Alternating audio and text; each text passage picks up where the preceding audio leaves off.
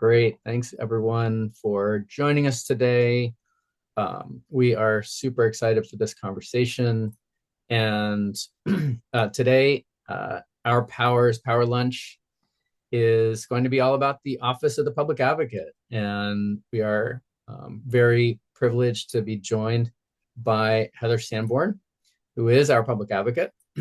Um, Power lunches, for those who don't know, are held roughly monthly. They're an opportunity to learn about a topic that's important to our Power's mission. Our mission is to drive change towards energy democracy and a more just and rapid transition to clean energy in Maine, and generally where possible. We do some work nationally as well. I'm super lucky to be the executive director of Our Power. My name, by the way, is Seth Berry, for anyone that doesn't know me. And we are joined here also by my colleague, Isabel Winstead, who's helping to drive the webinar bus today. And our special guest, again, is Heather Sanborn. She is Maine's public advocate. Heather will talk for 15, 20 minutes or so, and then you'll have an opportunity for your questions, which you can pose in the chat or the Q&A. And Heather probably needs no introduction to many of you, but for those that don't know her, she has served as Maine's public advocate since she was appointed in January of 2025, so almost a year now.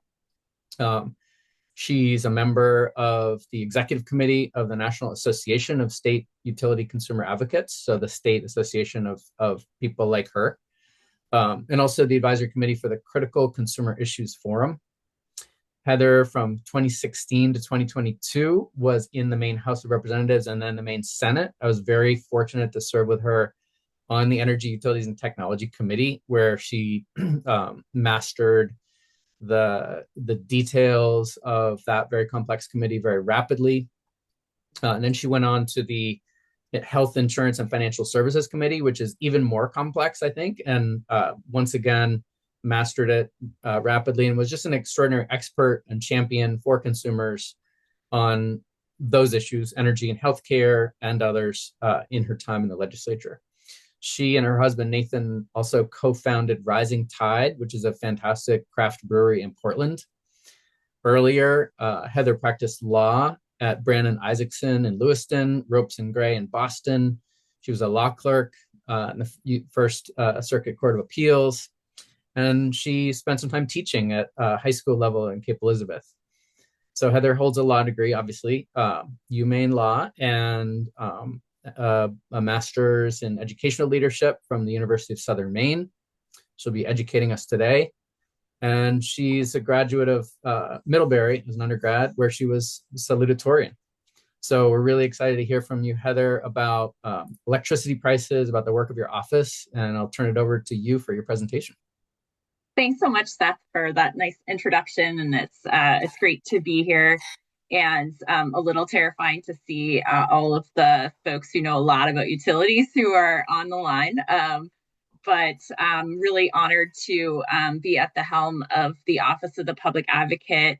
It is, as Tim Schneider, one of the former advocates, said to me when he found out that I was going to get this nomination, he said it's the best job in Maine, and he was correct. I'm really thrilled to have as my clients all of the people of Maine. I can't really think of another group of clients that any lawyer would want to have. So what is the Office of the Public Advocate? We are a statutorily created office within state government that is independent. So I'm appointed for a term of years that straddles governors' administrations.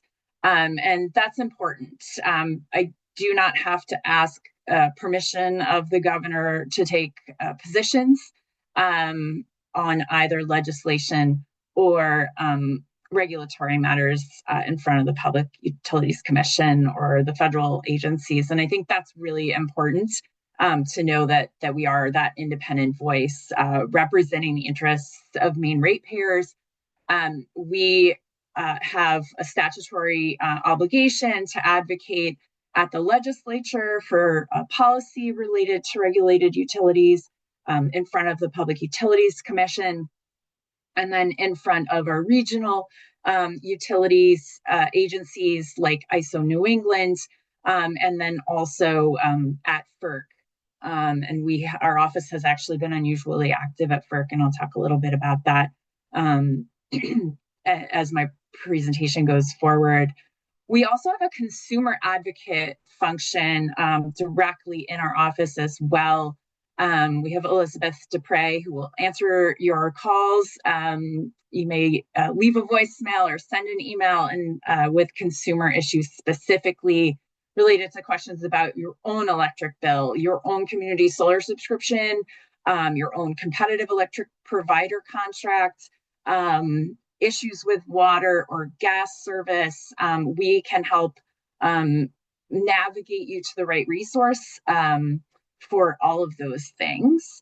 And Elizabeth is really fantastic at providing individualized help. So encourage you all maybe won't have those questions because a lot of you are a 9.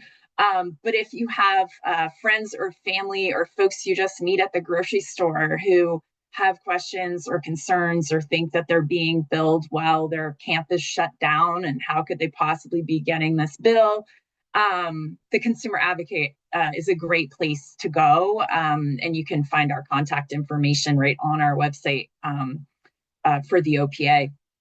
And just reach out by email or by phone, and Elizabeth will help route you to the right answers. So, why we're here. Electricity prices are certainly in the news today, maybe more than ever before. I was thinking about whether I was overstating the claim if I said more than ever before. But I don't think I am. Even in the 1970s, it wasn't really about electric prices. It was just energy prices in general, or gas prices at the pump that were really, folks were focusing on because it was a bit of a different crisis. So electricity prices certainly in the news. These are all from the last month, and there could have been 20 more on this slide. Certainly the headlines are a drumbeat these days as I open my app that has Google alerts for these things. And the blame game is on too, probably not surprisingly. We've got Janet Mills being blamed. We've got Trump being blamed. There's plenty of blame game to go around. So what's really going on is much more complicated than the headlines, and then the media really is able, I think, to digest and put into the headlines. Although I will say there's been some excellent reporting that has dug deep into some of the topics that I'm going to talk about today. It just tends not to be all in one go. So if you read a piece about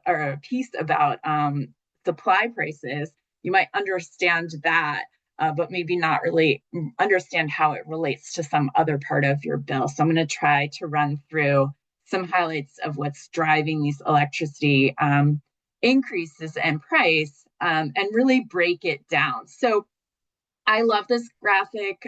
It is a graph that it appears in the PUC, the Public Utility Commission annual report every year. This is the graph for CMP. There's also a graph for Versant in both of their main public and their Bangor Hydro District. Although I think everyone on the webinar who checked in is in the CMP territory, so it's good that I zeroed in there. And what I see, just sort of big picture on this graph, is a period of relative stability or very slow increase in prices from 2015 to 2021, right? Prices went up a bit over that period of time, but they were relatively stable and going up at a predictable way, and coming back down some as well at times. What has happened since 2022 is not just that supply prices have spiked, but that all sorts of different elements of our bill are all going haywire at once. So I thought it'd be helpful to break down this graph and really pull apart what is going on in each of the chunks of the graph. So the top of the graph is the green section there is your supply price based on the standard offer in the CMP territory. And the story there with regard to supply price is all about natural gas. And so you see that the supply price, hopefully it's big enough on whatever screen you're looking at the webinar through, but the supply price really kind of jumped around between 6.5 cents 6.4 cents in as recently as 2021, 6.5 cents all the way back in 2015.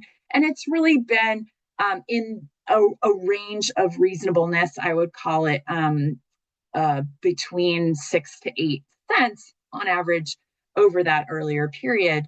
Now we've entered this era of 10 to 16 cents.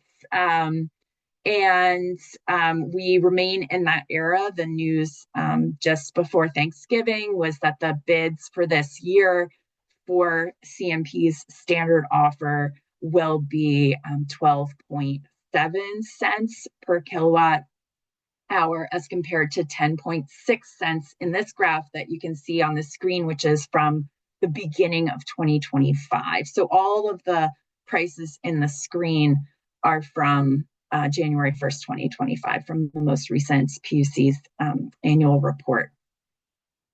And certainly prices have continued to climb since then. So I'll talk through that as we go through it. But the supply price is being driven by natural gas prices that are higher than they were in that pre-2022 era. There's a lot of factors for why natural gas prices are higher. And some of the key ones include obviously the war in Ukraine and increased demand for natural gas not from Russia around the world and certainly in Europe. Because natural gas is a commodity, to some extent that price is set globally based on global demand. And then we have our own special struggles in New England that make gas even more expensive because we have supply constraints, particularly in the wintertime. The natural gas that we have available to us in New England, where we're sort of at the end of the supply pipeline, goes first to supply heating customers, and then next to supply our gas power plants, our natural gas-fired power plants. And in most hours of the year, those gas-fired natural gas power plants are what set what's called the marginal price in New England for wholesale power. And so when natural gas prices are high in New England, that drives up the price that we pay for every electron on the grid in that hour. And so I want to pause here and introduce a little wrinkle about supply prices, which is to say that if we didn't have wind and biomass and solar contributing to our grid in New England at all, we would see these supply prices be much higher than they are. The wind and the solar and the nuclear power don't have fuel costs. And so they're pretty much on an economic basis ready to sell their power into the wholesale market at whatever price is available in whatever hour the sun is shining or the wind is blowing or the nuclear power plant is capable of running because it's not on a shutdown or something like that. So they will bid in at a price that is lower than 6 cents in any hour, maybe even close to zero, because they want to just be able to sell their power for whatever the wholesale price is in that hour. The natural gas plants have to respond and bid into the market at whatever fuel costs look like for them in that hour. And that means they're always more expensive in any given hour than the renewables or the nuclear that's in our mix. And I think in the hydro as well, the water's flowing. It doesn't cost extra for it to be turned into electricity, whereas turning those gas plants on and running them when gas prices are high, they've got to make that back. So um, if there were a situation where we didn't have any of that renewable, there would be even more constraint on our natural gas prices, and those supply prices would be even higher. And I want to introduce that concept right now because it comes into play later in the graph. And so we'll get there. David asked whether I meant hydro when I said nuclear. I actually did mean nuclear because nuclear fuel is very long term. So the price doesn't vary on the fuel. Obviously, there is fuel in nuclear, but nuclear power plants run at a very fixed price. And in New England, at least, because we have pretty old nuclear power plants that have fixed costs that are relatively low compared to some of the brand new power plants down in Georgia or whatever, those are generally below the cost of the wholesale gas generators at this stage. The next in the stack is the transmission costs. And you can see that those transmission costs have been jumping around a bit, but generally rising quite a bit over the period of this graph, from 2.5 cents all the way up to 4.8 cents. And they're going up again January 1st of this year by another penny. So we're looking at an all-time high for transmission costs in this coming year. The transmission cost increases are a little bit hard to understand why they're going up so quickly. But I think generally what it comes down to is that there are a lot of what are called asset condition projects that are all being brought forward by our transmission owners in New England all at the same time. An asset condition project is where you already have a transmission infrastructure in place, poles and wires, and that transmission infrastructure is getting old and just needs to be replaced like for like. And a lot of that is happening right now. At the same time, there is also a sense among, or an argument being made among transmission owners within New England that we see load growth coming from new uses of electricity, whether those are industrial uses of electricity or heat pumps and EVs driving load growth going forward.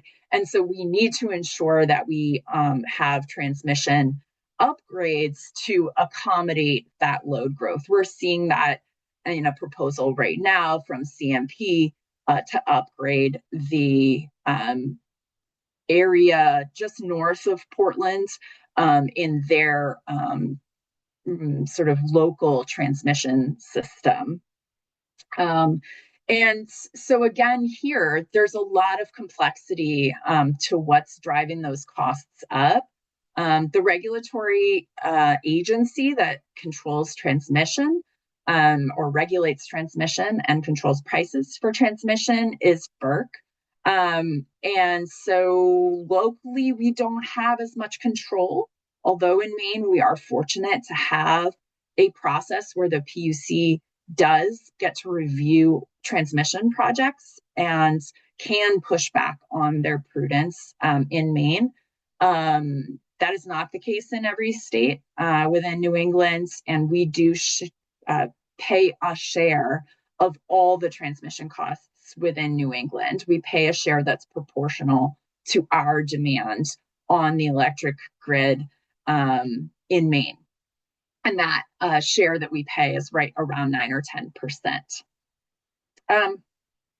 The next set of factors here and what we're seeing in the graph is in red. This is the distribution portion of the stack of the price. And it's regulated by our Maine PUC, our Maine Public Utility Commission. And again, here you can see relatively stable prices until that 2022 to 2025 period. What is driving those price increases, which are really significant? And the answer there is storms.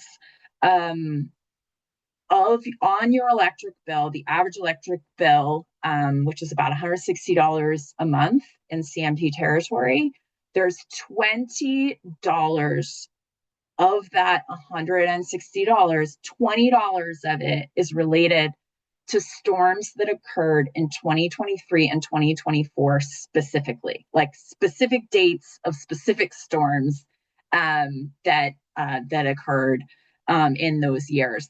And so that is really the culprit for the bulk of those increases that you see. There was also a CMP rate case in 2023. So some portion of the increase there was relates to an increase from a rate case.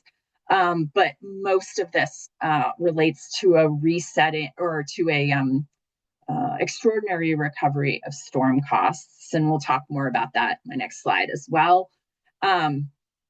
But that's really the biggest story so far on distribution costs. I guess the other story on distribution costs is that CMP filed a rate case, as I'm sure everybody on this call is aware, that would have given them higher rates, much higher rates in the first year after the rates were approved, and then higher rates in each year for the next 4 after that. And the OPA and the Department of Energy Resources were successful in getting that case dismissed. We sent CMP back to the drawing board. They will be back. There will be proposals for additional revenue for them. And we expect to see those in the first quarter of 2026. But we don't have anything pending in front of us right now, which is a reprieve for customers. And I'm enthusiastic that they will come back with something more reasonable and something more related to the time we're living in, where folks are really struggling with affordability.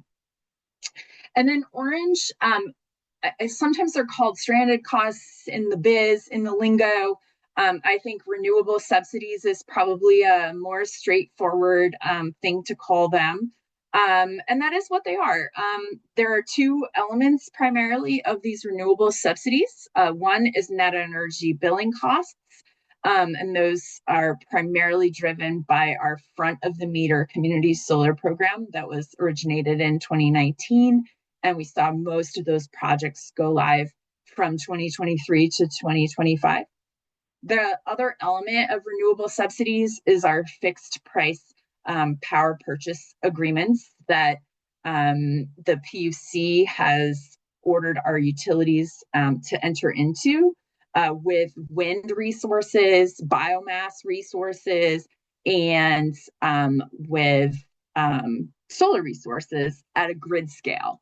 And the thing about power purchase agreements that's really interesting is sometimes they wind up actually being cheaper than the market price for electricity. And during any of those hours where CMP has been ordered to enter into a wind contract, let's say it's at 7 cents, and the wholesale price for electricity in that hour is 11 cents, as it might be today.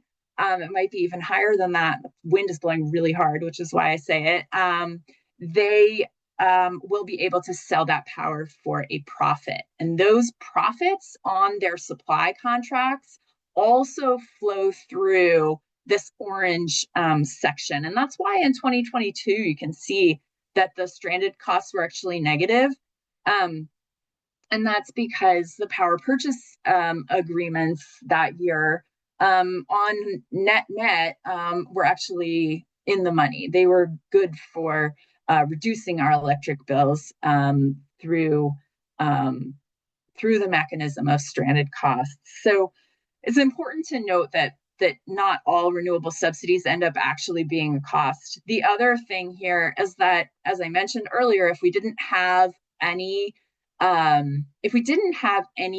renewables in our supply, that part of the stack would be higher.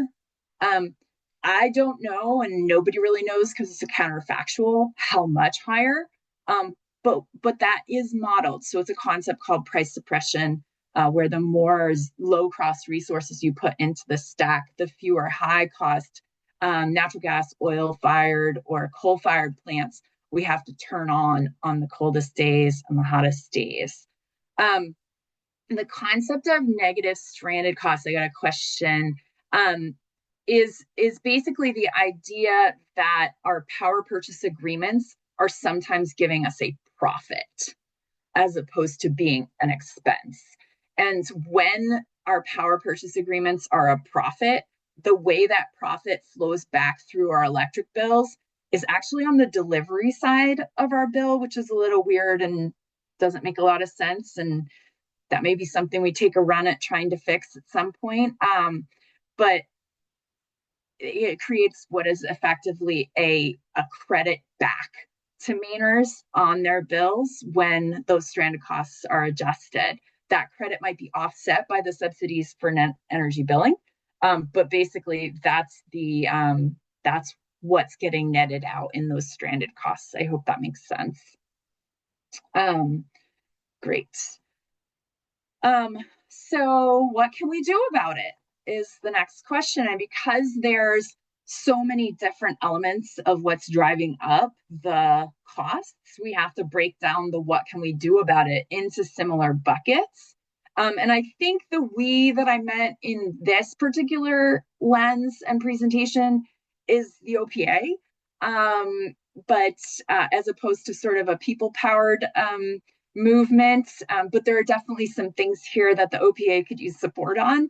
And also just helps to have more people aware about these things that can be done, the levers we can pull on.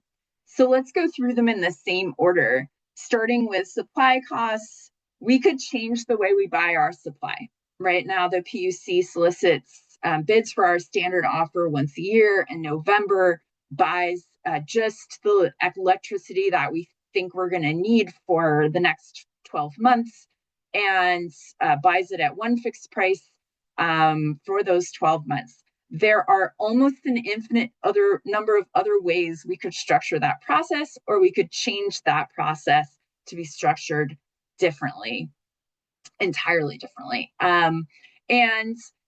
So I think this will be a huge topic of conversation in the coming 12 months, and both in the legislature this year, I think, but also in the political and electoral conversation that will be happening throughout 2026 as well.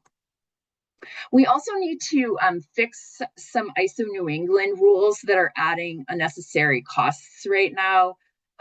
This is super weedy, but we are working really hard to understand why the day ahead ancillary services market that just went live in March of this past year is costing so much. This is basically a market that was supposed to basically start paying generators for services that help keep the grid stable. And it has been extremely volatile and very expensive. We think it added about a penny to our standard offer supply rate this year, and that is too expensive to pay for a service that was already being provided for free previously. So we are very actively working on that with our other New England consumer advocate colleagues through ISO New England. We also need to build more low-cost grid-scale renewables. We were talking about price suppression, and to the extent that we can build renewables at a lower cost. It's really important not to forget that low cost part. I'm not saying build solar and wind at any cost. Nope. Build low cost grid scale renewables. And that part of building low cost grid scale renewables is siting them in the right place, and is also making sure that we don't overpay for them. Sometimes I think that the power purchase agreements we entered into, the bids come in at whatever they think the market will bear. And so we think it's really important to emphasize that low cost piece. With regard to transmission, we have introduced a bill, LD 2038, that will be considered in this upcoming session. And it would close a very esoteric feature of FERC rate setting, where there is a federal law that's been in place now for several decades that gives a 50 basis point increase in your return on equity if you join a regional transmission organization. And our investor-owned utilities have been members of ISO New England for decades. They've been earning this extra 50 basis points on their return on equity for all that time. And they shouldn't be getting a bonus for doing a thing that they need no incentive to do. And several other states have closed this loophole by simply making membership in an RTO mandatory. And if you do that, then FERC will remove the bonus return on equity. And it's been tested in federal court now, and we think it will be very effective to just immediately take the low-hanging fruit of not giving that extra profit to our regional transmission owners. And I think we also need to get FERC to hold utilities accountable for prudence. So FERC is particularly lax, I would say, when it comes to seeking to fully understand the utility decision-making around transmission projects, whether they be asset condition projects or upgrades. And so we, as a OPA, prior to my tenure, but very proud to continue the effort, have been trying to hold the transmission owners' feet to the fire to provide us with discovery. First of all, we need the information about how they made the decisions, or else we can't challenge the prudence of those decisions. And we won recently a pretty big victory from FERC related to a challenge of the 2023 formula rates, where we were stonewalled and couldn't get the information that we needed in order to challenge prudence. And FERC came back just this fall and said, no, transmission owners, you have to give them the data and you have to give them the discovery that they were asking for. And so now we've got that discovery and we're proceeding from there to really turn that into operative challenge to prudence, and to use it also to understand the process going forward. And then when we get to the distribution side, we need to fix the way our utilities prepare for and respond to storms. And there's a lot of nuance to that, but we do think that the movement to outsource all storm restoration has been a failure, and that some of that storm response needs to be brought back in-house in order to lower costs. And in that, we're actually aligned with CMP, and we've been discussing that concept with them for the last several years. We also need to reform how we pay for these storms. Right now, I think there is very little incentive for CMP to ensure that the storm costs are as low as possible to get an acceptable time of restoration. there is instead an incentive to bring in as much as you could possibly need, because the way we pay for them is through this extraordinary recovery mechanism where they get to recover their actual costs of these major incidents. And we think that that needs some reform because there isn't a huge incentive for them to be scrutinizing the invoices and ensuring, for example, they were only charged for what they should have been. There's also not a huge financial incentive for them to make sure they're making the tough call about whether to bring in 50 extra line crews or to bring in 150 extra line crews, and that really matters in terms of what shows up on our bills. We also just need to align incentives in general more to use more of the grid that we already have. That was the whole promise of beneficial electrification, was that we could use more of the grid we already have. But we need to really hold CMP to account for that being an incentivized performance for them as well. And then with regard to renewable energy subsidies, very proud of the work we did in LD 1777 to rein in subsidies for community solar, to right size them somewhat. Then also we passed a number of bills in this most recent legislature to ensure that procurements would be ratepayer beneficial. So power purchase agreements going forward have to pass a ratepayer beneficial test. All right, so I just ran through my slides, took a little longer than I expected, but let's take questions. I think there were some on the slides and some that weren't about the slides. So you guys tell me what you'd like me to answer.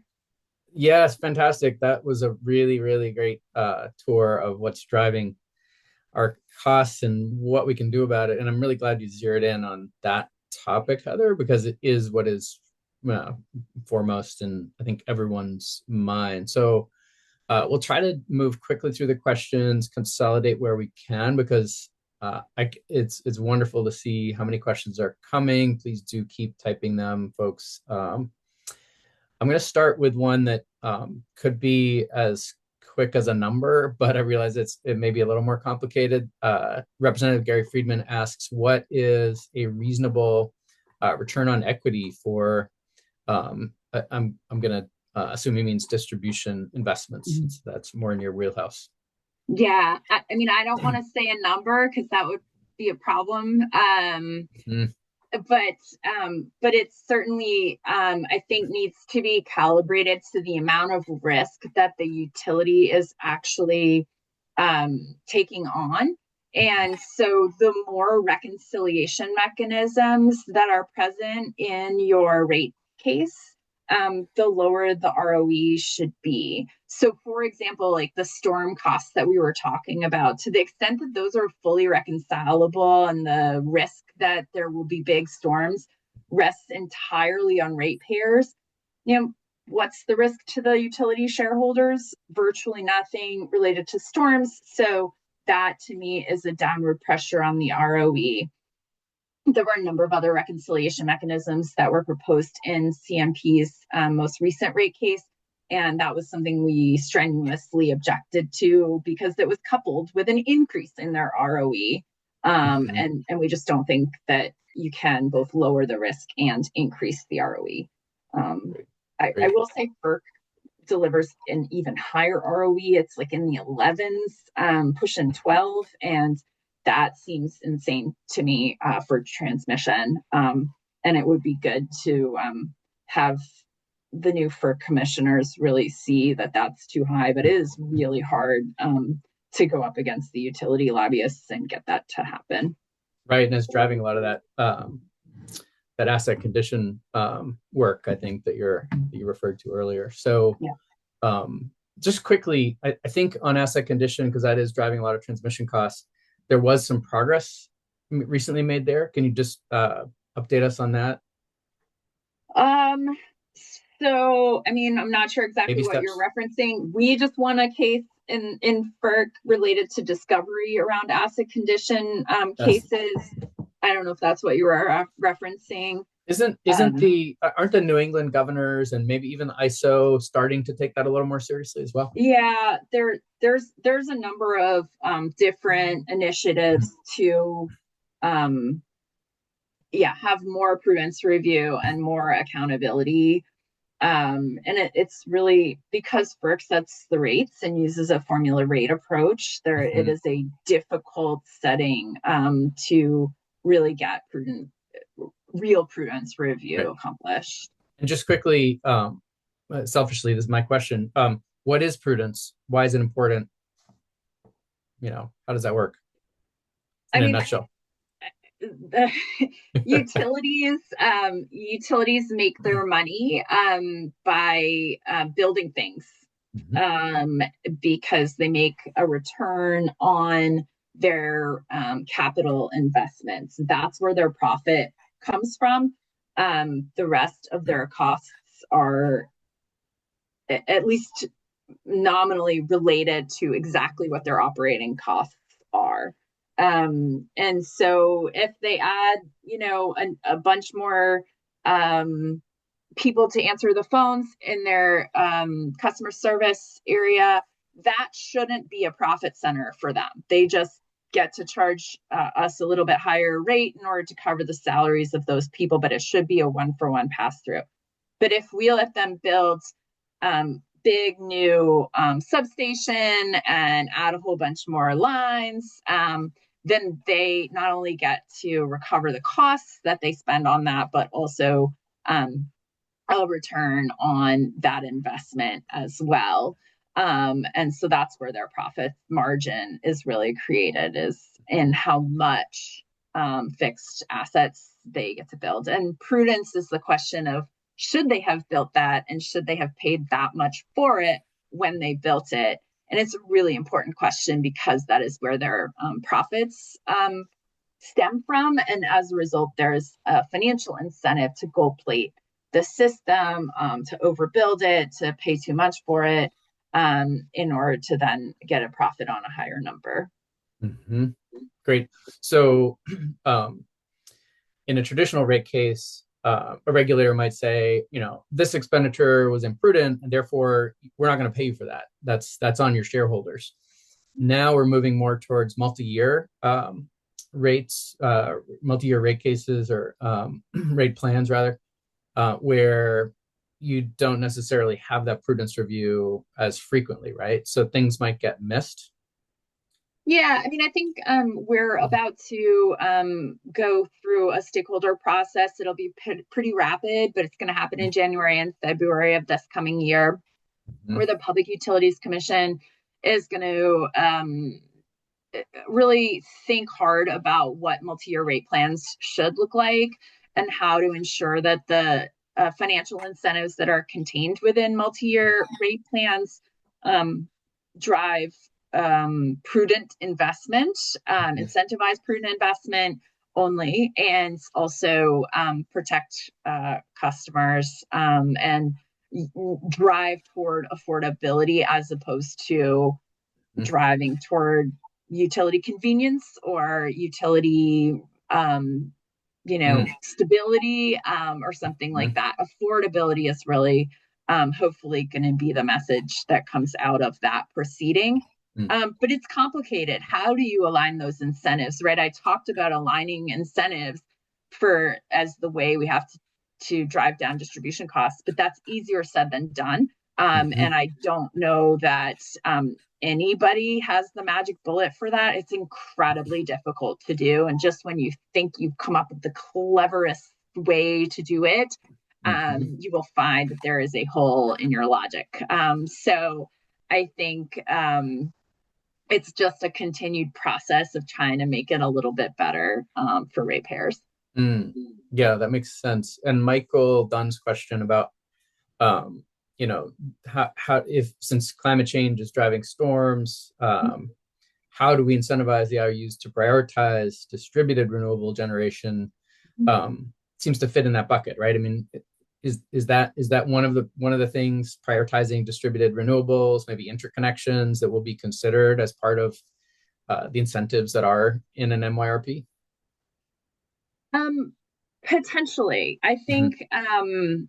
I think what I'm most sort of focused on right now is how do we make the most of the grid we already have? Mhm. And that was the promise of beneficial electrification. That was the concept of beneficial electrification.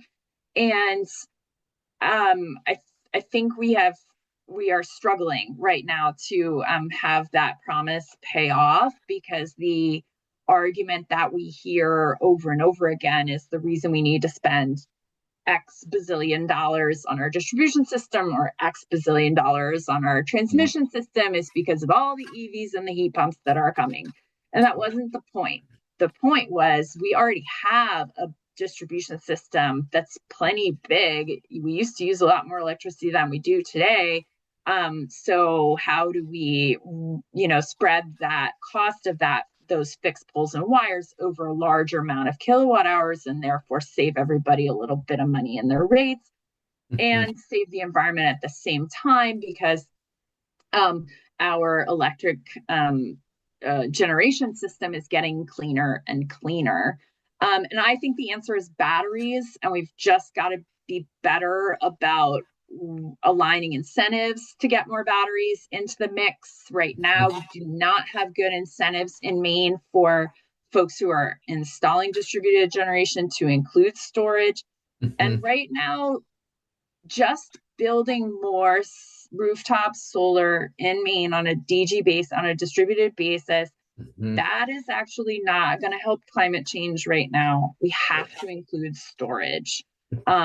It's really, really important because we're already in a position where there is enough solar on those really high solar days that we're just not displacing enough fossil fuel during those sunny peaks. And so the marginal benefit to the climate of just doing more of what we're already doing on DG is not there. Instead, that benefit is really going to come when we can get storage to be properly incentivized so that we can displace the gas power plants Mhm. in the evenings.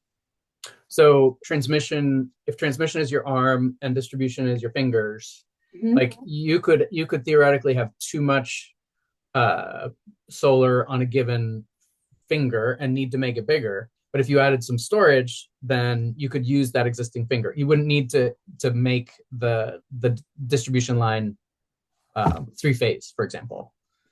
Yeah, So you fuller essentially, utilization of our existing resources sounds like what you're talking about, right? that's right. And Yeah.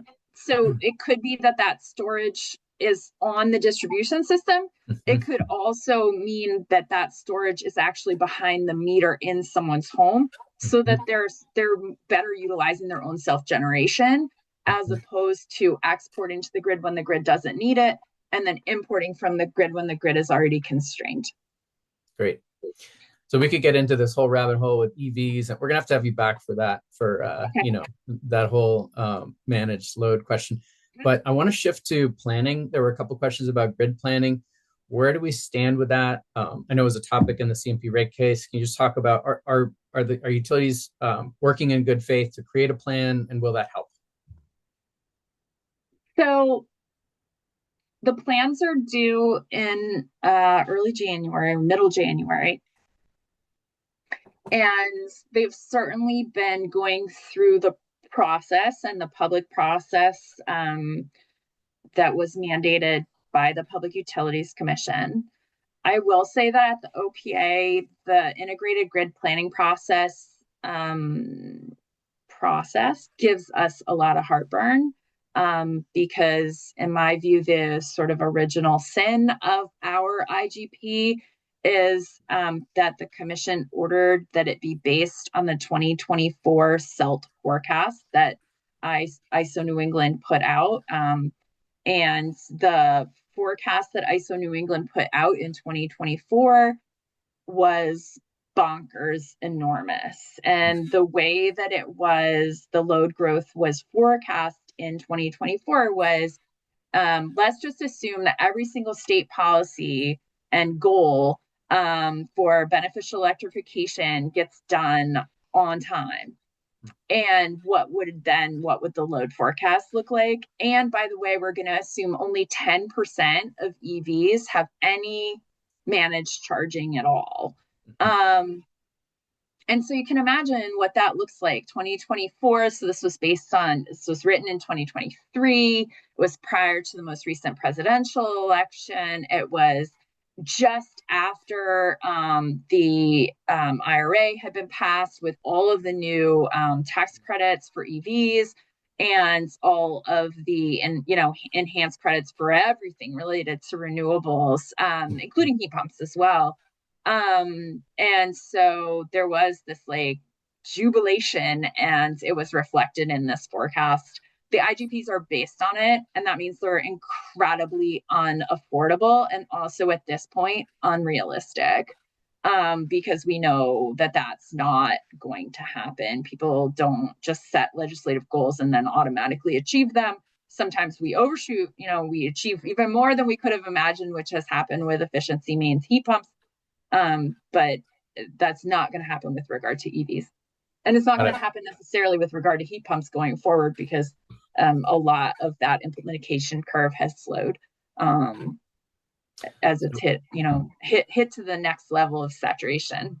Got it. So the plans will likely look to over invest in the grid, and the utilities will love that, and it will drive up costs. Okay. Mm-hmm. So a quick question about AI and data centers. Will that be driving up prices here in Maine? Not immediately, which is a good thing. It is immediately driving up prices for the folks who are in the PJM interconnection. So we're in the ISO New England area, and the folks who are in PJM, which is the Mid-Atlantic and part of the Midwest, they are immediately seeing the impact in their supply prices of data centers. And certainly if I were giving this presentation in that region, I would have talked a lot about data centers. And we talk a lot about data centers anytime we're at anything regional or national, but right now, no. And part of the reason is because we already have some of the highest prices in the country, and so the data centers are largely locating elsewhere. But the prices are starting to equalize. The headlines that say we have the fastest growing prices, those aren't going to be the headlines in 2026, because the folks in PJM have the fastest growing prices in this most recent, few months and going forward for the foreseeable future as they build out all of these data centers.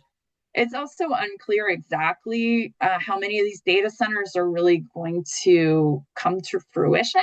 A lot of them are. This is not a fake problem, but we don't know the scale of the problem. And the scale of the problem really, really matters, because the difference between having 5% of the data centers that have been proposed come online versus having 50% of them come online is a, orders of magnitude problem for the grid as well as for generation capacity. But it's not an immediate issue in New England, not to say it is not a future issue in New England. We've got some other fish to fry first. Heather, we're gonna do a couple just real quick ones, and then unfortunately have to wrap. But this has been great. Paul Servant, who you probably know from Huhtamaki, is talking about negative stranded costs, noting that we had negative stranded costs in 2022. There was also a question about just costs in general. Are these things ever going to go down? Stranded costs or electricity bills, or are we really talking about sort of managing the increase? I think in the short term, we're talking about managing the increase. I really do. Although on the supply side, it's a different question, but I think on the asset side, on the distribution and transmission side, that's what it looks like. I think on the stranded cost side, we could start to drive them down with some really smart procurements. And I hope that we will do that. And that's something that OPA is going to be really focused on. And we were at a IECG conference last week that I think folks were kind of talking about this on the sides of the conference. So I'm encouraged about the opportunities there, but it's not an instant fix and it's not a magic bullet. But there's some hope. In the long term, I think the hope that everyone has is that technology will save us Mhm. from prices hitting $400 a month for your electric bill.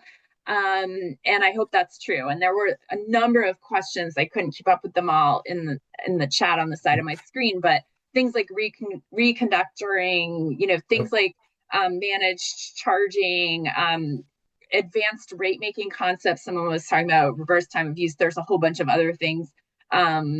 Critical peak pricing is something that the OPA is interested in. There's a lot of virtual power plant opportunities to be able to better, utilize the resources that do exist. And again, storage is such an important component as the price of batteries has come down. There's huge opportunity for cost savings there as well. So whether the actual price of our electricity bill as a bundled package will start to come down or just not go up as fast. My guess is it's the latter, but I think there is hope that there are some future opportunities to reverse that course. Great. Well, Heather, this has been so amazing. I can't think of a power lunch that we had this year that had so many questions and also incredibly good questions that we could spend Yeah. entire hours on. So we'll have to have you back. And I Okay. hope that we can look at doing that in 2026. I know you've got your Sure. work cut out for you, but it was really, really helpful to have your presence and really glad people know that you're there and that your office is there to help with ratepayers. That's it for our 2025 Power Lunches. Folks, please save the date for Friday, January 16th for our January Power Lunch. We will have an update for you by email about the special guest for that date. But again, Friday the 16th, 12 to 1 p.m. Um, I want to thank everyone for joining us. Thanks, as always, to our amazing board and my colleague Isabel. This was just an incredible group today. And Heather, so grateful to you for being our guest. I hope you have a wonderful holiday and get a little bit of a break from this incredibly important and complex work you're doing. Thank you. Thanks. Great to be with you.